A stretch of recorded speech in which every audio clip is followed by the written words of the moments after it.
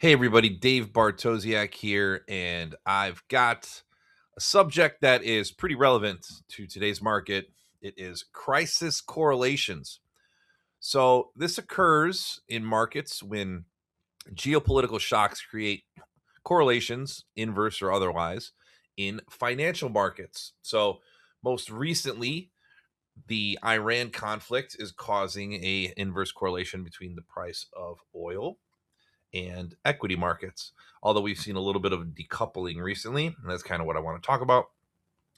There are several other times throughout the course of recent history where this has happened, not just with oil, but with other instruments. So I want to go over a couple of those and see how you could do this on good old Zacks.com.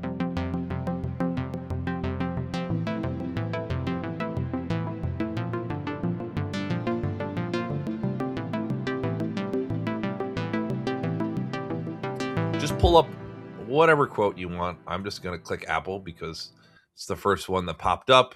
If you scroll down over here to your interactive charts tab, that's where you get access to our partner Trading View and their really powerful suite of tools here. I have the standalone product, which I'm going to be using here just because it's easy for me and I've got presets and such. But you can recreate this pretty easily just on Zacks.com. So what I'm going to be doing is I'm going to be using the S&P 500 and crude oil on mine. But here you could do the same approximation with the SPY and USO. So I'm going to show you how to do this quick comparison here. It's this little plus sign, and then you can add any symbol that you choose to your comparison. Like I said, in this case, I'm going to do US oil. You just close this window, and voila, you have movement in USO versus the movement in SPY.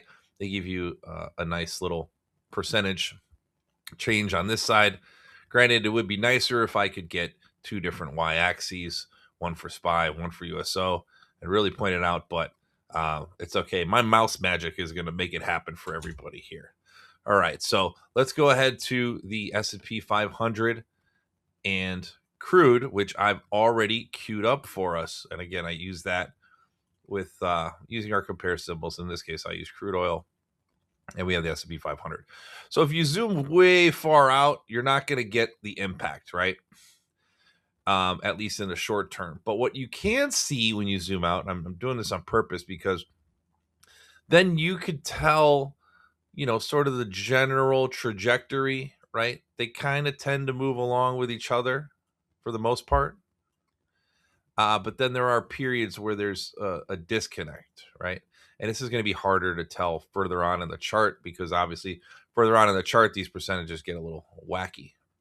But just to give you that sort of broad, the broad strokes here, and you can see that there are these periods where you got crude spiking and you have equities going down. So these usually tie into times of geopolitical risks and shocks and the like. Okay. So the important part about this is that these show up and then they sort of dissolve. Okay.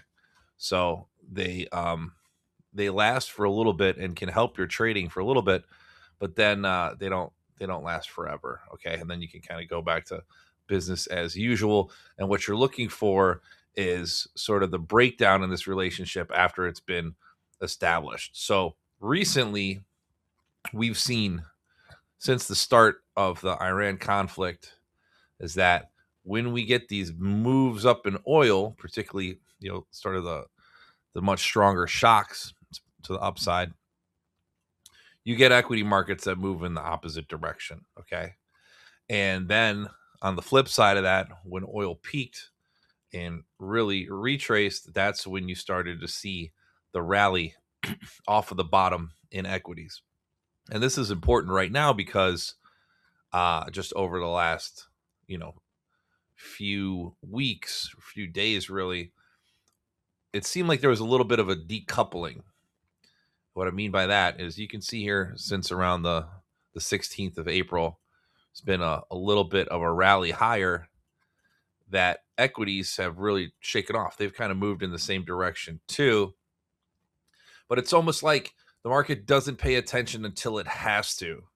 So it may not just be the direction that the market's concerned about, but actually levels. And we'll get into that a little bit later. But I feel like that psychological $100 a barrel level is when the market starts to pay attention and this correlation gets stronger. And then now, as we're below that, there's that decoupling. And the decoupling is key to investors being able to say, okay, you know what? This is done with. The worst is behind us. And now we can focus on bigger and better things, right? Okay, so I'm gonna get rid of this crude right now and go with a couple of like historical examples. So one of which is the Euro debt crisis. So back in 2010 to 2011, we had a period there where the equity markets were definitely tied to the euro. And we're just going to go back. So the cool part about this is you can zoom in and out to sort of get your time frame. So in this case, I can go July 25 to October 25, and then I could just slide it along. I could slide all the way down to wherever I want to go, or I can zoom out, sort of big picture. This is how you know I'm a nerd, because I get excited about showing off my charts to people and how this can zoom in. So like I said, you can zoom out, and then as you zoom in, you can adjust and you can get into, easily get into like, 2010, like we're going in here. Okay. So here we can see for the most part, there have been these, for the most part, euro and equity markets were kind of following along with each other, right? So then there's like times where this correlation sort of broke down during this crisis, because we were worried that as the euro was falling apart, that then the market was falling apart. And you could see sort of the tie to this. And there was these periods of risk on and risk off that were really tied together. And then eventually they start to sort of decouple, right? You can kind of see where we're tracking along in the same direction, and then all of a sudden there's this sort of divergence where we're not really too worried about it. And this is something that you can see sort of again and again and again pop up throughout that period. We were kind of on again, off. We were in an on again, off again relationship with the euro, right? And another recent time is during the global financial crisis, when gold and equity markets were, oh, sorry, that's the wrong one. When gold and equity markets were tied together.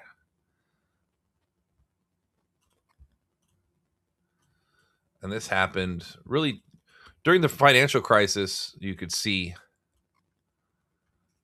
I'm going to try to zoom in here, get some more 2008 action.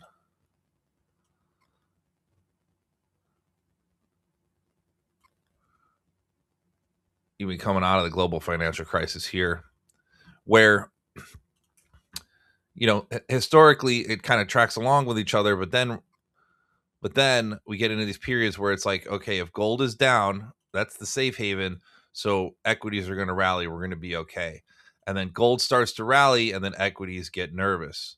So these relationships start to develop, and they get a little bit stronger during these certain periods of crisis.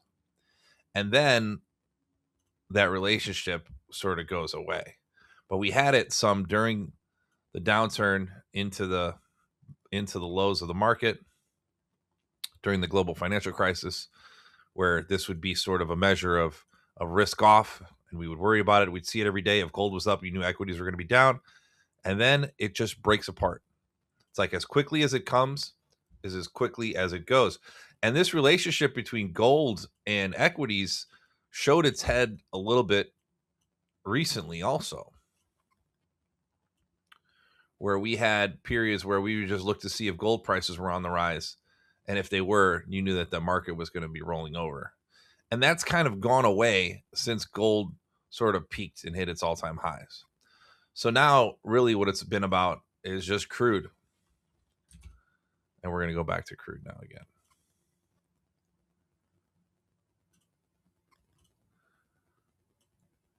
And here it looks a little bit more clear as I am able to adjust both sides. Okay.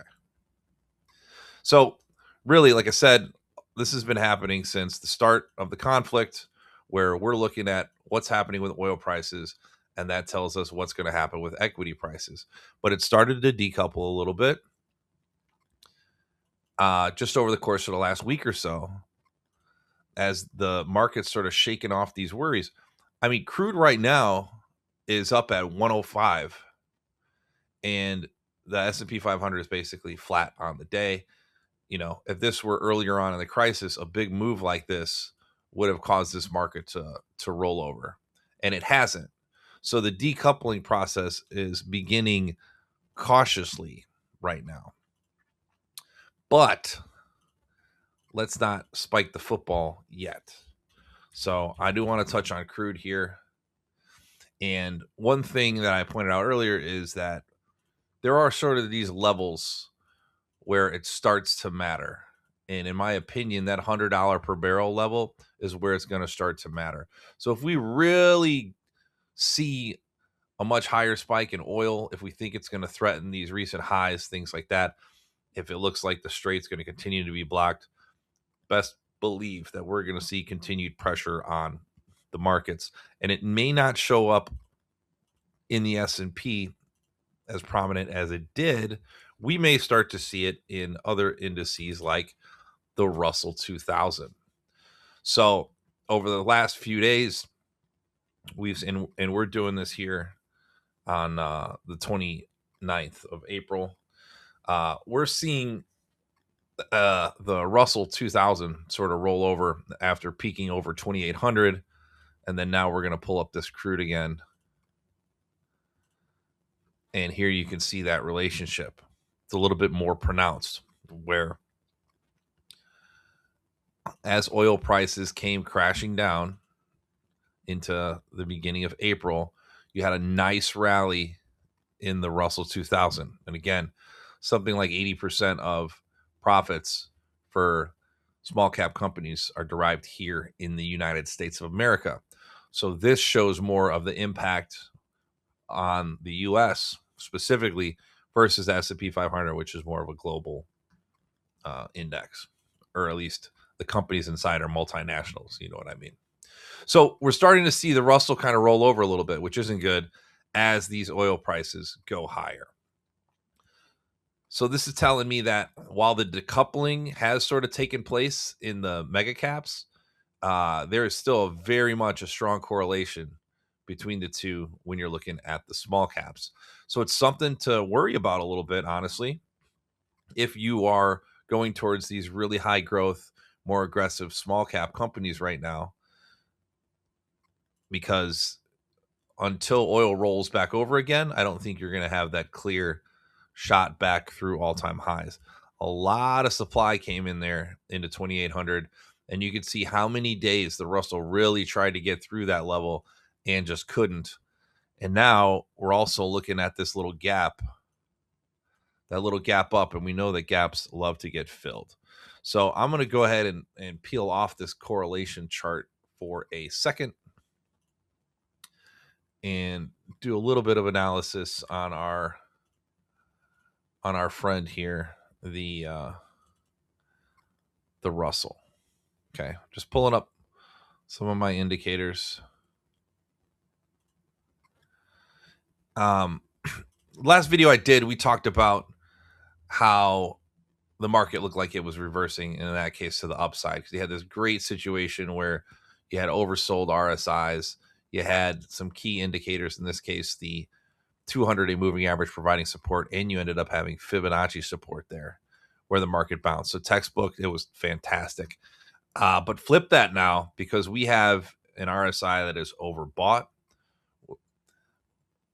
Last time that happened was earlier in 2026. What happened there? We had downside to that 200-day moving average. Now we have a similar scenario. Okay. But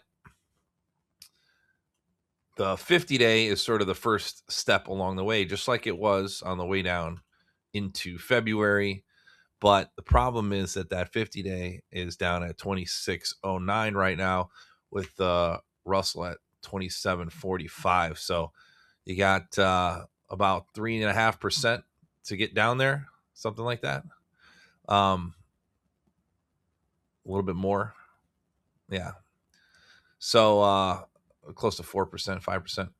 So that's a nasty little dip down. And that's assuming that 50-day is going to hold. Below that, you have the 200-day, which in a couple weeks is probably going to be around 25.60, 25 and change. So a little bit deeper of a potential pullback if crude keeps on going. Now, can crude keep on going?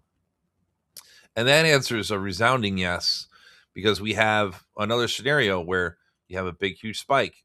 You have a retrace of support, in this case, right on that 50-day moving average.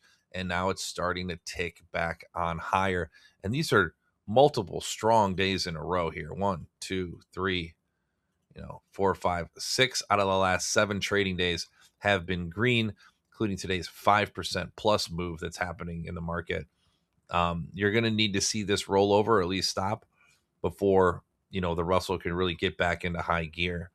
Now, because really what's the threat here is we're worried that the increased price in oil is going to be a tax on the U.S. consumer, which is going to cause problems in our economy. So that's why you're seeing the Russell 2000 taking the brunt of this.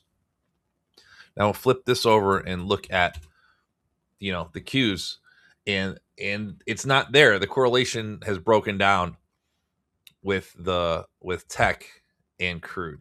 So it shows up all at once, and then it slowly deteriorates piece by piece until it's back to business as usual. So for the Qs, it's back to business as usual. For the S&P, back to business as usual.